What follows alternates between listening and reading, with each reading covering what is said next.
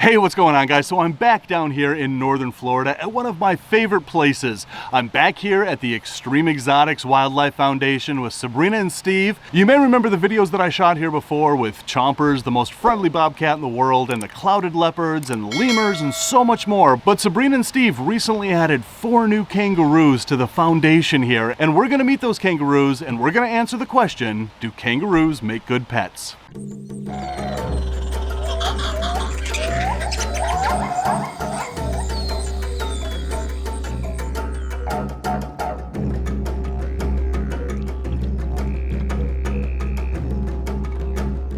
So we got Steve. You know, this is like the first time. I'm always here with Sabrina. You're the other half here. The other half. And yeah, you're just never here. You're always at the shop. So it's good to have you here. So we're standing in the kangaroo pen, brand new. What you have done with this place in the short amount of time since the last time I was here is incredible. Yeah. So this is all brand spanking new. If you recall, the monkeys are over there from that video.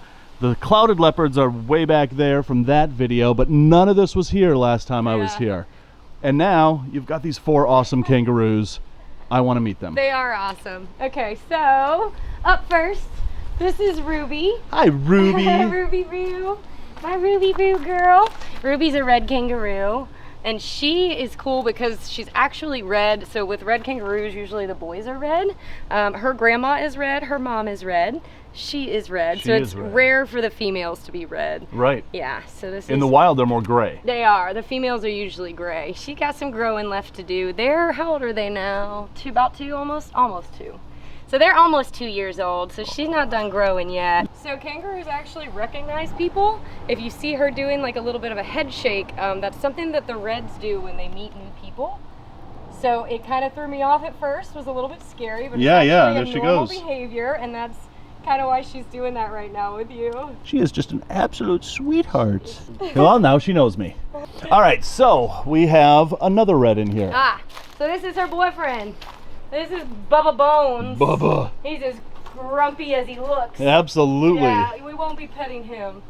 Obviously, he's about 2 years old as well. He's about the same size as her, but he's going to get much, much bigger. And it's interesting to look, his red is even less red than hers. Right. Comparatively speaking, she's much more red than him. And the females are usually all gray. And to think that gets almost 7 feet. Yeah, so on that note, what are you going to do when he's 7 feet tall? That's going to be so when he gets, the girls have already said, we're not going in here when they're adult size. Right. And it was interesting when we went and picked some of these up and got to meet the parents, and then they stand next to you and you look up at her. Right. Like, with the muscles. Dude. So... But this is why you don't bottle raise the males, because you want the males to have a natural instinct fear of you. Absolutely. As a wild side, so they kind of avoid you when you're in the cage where the girls can come meet and greet you. Right. All right, and then we have the 2 albinos. So the boy here, he's an albino eastern gray kangaroo.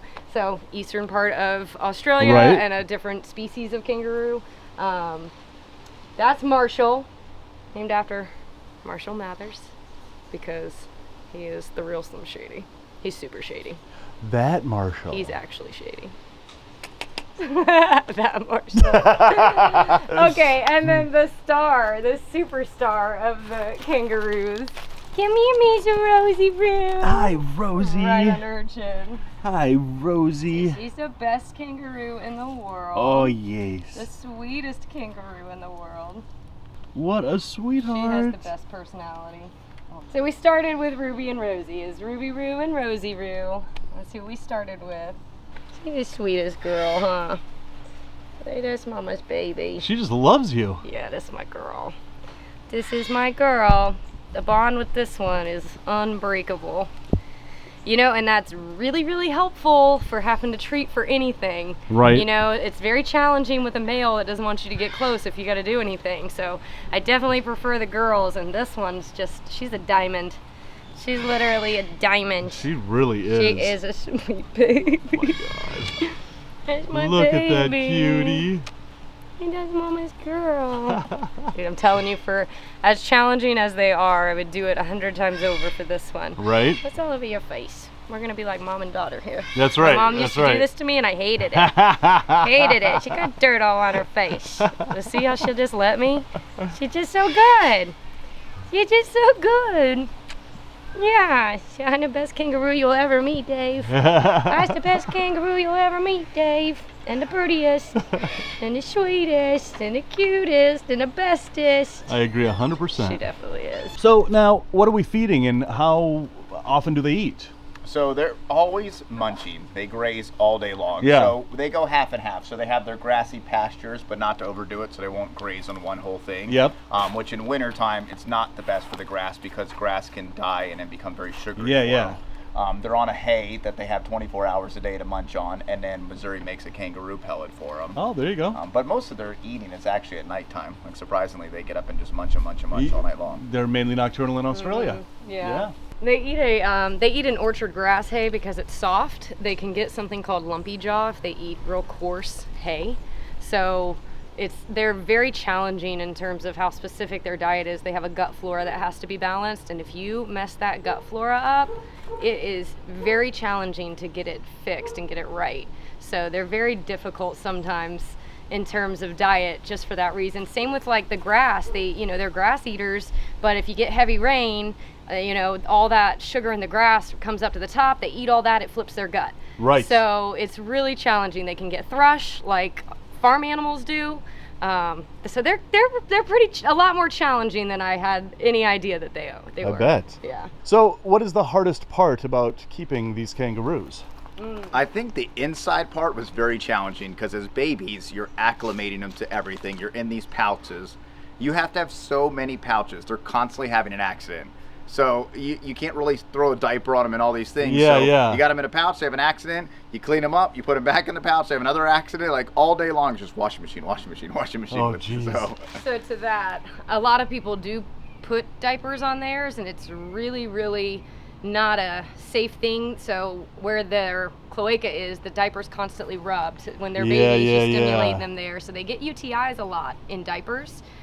So they're not, I wish they were an animal you could put a diaper on, but it's really just not worth the risk. They're very difficult to treat for anything. So if they get a UTI, having to give them antibiotics can wash out all that gut flora. Right. Which then you end up with a second issue on trying to treat the first issue. So you're treating the UTI, but those antibiotics have wiped out all their good bacteria, and you now have to replace that good bacteria. So now you have another issue that you have to treat. So very challenging in that sense. Yeah, it sounds that Yeah. way. Well, and the Super complicated. messiest part is that tail Yeah, rubs through everything. I see that. So if they have an accident, the tail gets an accident, and then when they bounce and throw their tail, it just goes everywhere. Yep. So this is a pen where they kind of spend most of their time, but you also have their little playground pen in here. Is that the best way to call that? We've Playground got two, pen? so there's another one connected to that one as well. Gotcha. Yeah. All right. So we're going to take the roos into the playpen pen.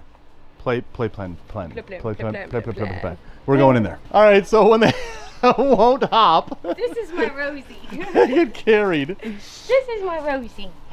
That's my girl. Oh man. Thanks, Mom. She's so awesome. So now, is this grass that you planted special for them? Yeah, so all we have really been able to figure out with grass is that we were told that Bahia grass is toxic to them. I cannot confirm or deny, but it wasn't worth the risk, so Right. we didn't plant it. Even the rumor keeps you away from it, Exactly, right? yeah, exactly. This is Bermuda and rye grass. Yeah. So it's mostly Bermuda, a little bit of rye that was there before that's coming up. So I shift them like this periodically when we have a lot of rain that comes, because again, the sugars in the grass can Right, upset right. the tummies. They can overdo it and flip the gut, so they get a little bit of limited time when we have rainy season. See, that's something that nobody would ever take into consideration is the sugar content No. of grass Yeah. and how that affects kangaroos. Yeah, I didn't until I actually had to learn it. And turns out, like the glucose in the grass comes to the top early in the morning, or I'm sorry, midday. So early in the morning, late at night is when the sugars are lowest in the grass. So midday is when it's highest. And I guess to get to the sun, and then after the rain, and then dead grass, like dry grass, when it rains, all becomes like glucose and it'll flip their gut, too much sugar. That is some serious attention to detail when I it comes know. to these guys' diet. It's been very challenging. And it's hard even like vet care. There are not, like macropod specialists in the vet world. Right. It's not something that even across the country that we have a real good grip on is macropod vet care. So it's very much working with folks in Australia and people who have done it here for a long time, that we just kind of learn as we go. But you can't even just say, oh, I'm going to go see a kangaroo specialist. Right. Now, are they playful? So they do get the zoomies. Yeah. Usually Bubba Bones and the male Red and Rosie get the zoomies the most. And then Ruby and Marshall like to kind of chill and eat. Because that's what I would do. I would constantly be out here playing with them, jumping with them, riling them up. When she has the zoomies, it's the best. And the zoomies they just kind of go nuts. Right. Fast. And she jumps up and she twitches a leg out in the middle of the air and jumps up and turns like an orca. It's hilarious. So, on that note, do kangaroos make good pets? I'm trying to think of a witty comeback. Like, that's like saying, like, polar bears make good pets, you know? But I want to pet polar bear. But I would hug the shit out of a polar All right. bear, so. And that's how we're going to die. Yeah. No, they absolutely do not. One, they're usually not as friendly as Rosie. She's exceptional. And two, I hate to say it, but they are likely to die on you. Yeah. All right, guys, so it has started downpouring as it does here in Florida. So we're going to take a break. We're going to get out of the rain. But what we're going to do now is we're going to go in and we're going to make a couple of bottles, and I get to bottle feed these kangaroos. They don't technically have to still be on a bottle at this age. We do keep the girls on a bottle. One, it's easy to put medication in if we need to. And then Ruby, the Red, you know, Rosie you saw, I can pick her up and do anything with her. Yeah. Ruby's a little more standoffish, so if I need her to move in a hurry, I can grab a bottle and she'll follow me wherever I need her to go. So we keep them up on the bottle, and sometimes I just do a warm water bottle just so they stay to where I can put, you know, dewormer meds in it, any kind of medicine I need to, and then Ruby, it keeps her attached to us. Right. Now I'm gonna have to distract Rosie. She's had gas bubbles, and bottles can give them gas. So all right. She can't. So she's gonna be very upset. Rosie, no bottle for you because it makes you fart. So you go. No, wait. Go over there. Look at her. She really go. wants it. Yeah, you just stay there and fart with Steve. Ruby Boo, what's he got? Show it to her. Here she comes. Come here. Now she'll follow you wherever.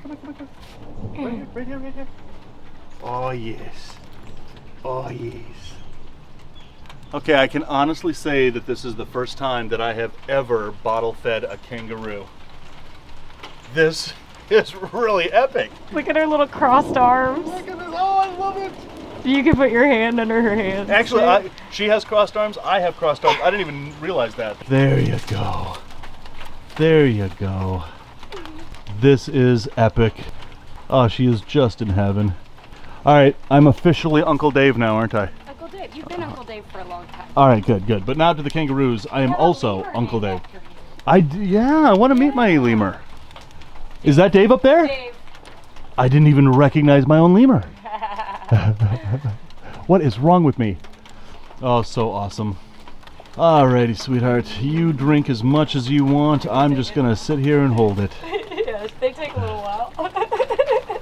Seriously, this is the first time I've ever bottle fed a kangaroo. In all the times that I've been to Australia, yeah. This is epic.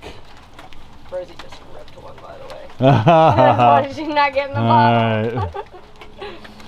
Are you still farting over there, Rosie? She is. You're farting over there? That's a good one. All right, I'm going to let Sabrina take over here because, you know, I can't have all the fun. But, you know, every time I'm over here, there is just something new and amazing happening here. And you have been here for every step of the way. I have. And to see this place turn into what you guys are building, it's amazing. And I can't, every time I'm in Florida, I'm coming back here and seeing more and more and more. You do. And I look forward to seeing more videos on your channel. They ask me all the time, where's Uncle Dave? Where's Uncle Dave? Yeah. They feel like they've abandoned them, and they complain, and then you show up. And then I show up. And then you leave. And then I leave again. And then you come back. And then I come back.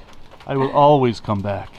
I will always for come Rosie back. and Look at this. Look at this. But seriously, I look very forward to more videos on your channel. Yes, coming soon. And I look forward to my next visit. This is so awesome. Rosie just you just farted again, didn't you? Rosie, the amazing farting kangaroo. That's what we're gonna call you. That's your name now, Rosie, the amazing farting kangaroo. So anyway, guys, if you're thinking about getting a kangaroo, Listen, there is so much more that goes into it than you might think. So if you want a kangaroo as a pet, my advice, Sabrina's advice, don't. Anyway, guys, there is lots more animal adventures coming up. So until the next animal adventure, love the planet, feed your animal obsession, and rattle on.